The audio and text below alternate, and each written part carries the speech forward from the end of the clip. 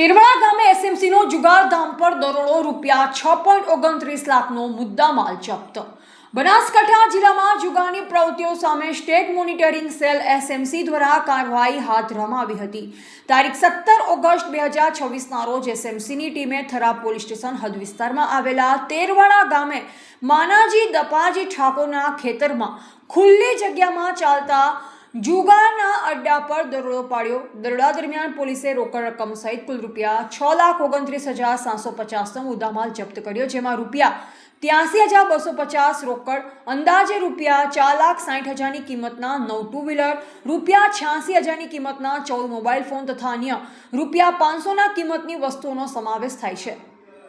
એસએમસીની કાર્યવાહી દરમિયાન જુગારના અડ્ડા પર કામ કરતા તથા જુગાર રમવા આવેલા મળી કુલ 6 વ્યક્તિઓને ઝડપી પાડવામાં આવ્યા હોવાનું પોલીસ રેકોર્ડમાં જણાવાયું।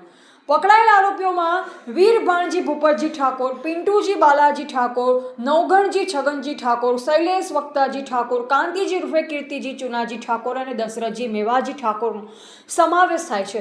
દરોડા દરમિયાન સ્થળ પરથી વિવિધ કંપનીના મોબાઈલ ફોન તેમજ Splendor, Splendor Pro, Pulsar, Honda Shine અને હીરો ડિલક્સ સહિતના ટુ વ્હીલર પણ કબજે કરવામાં આવ્યા।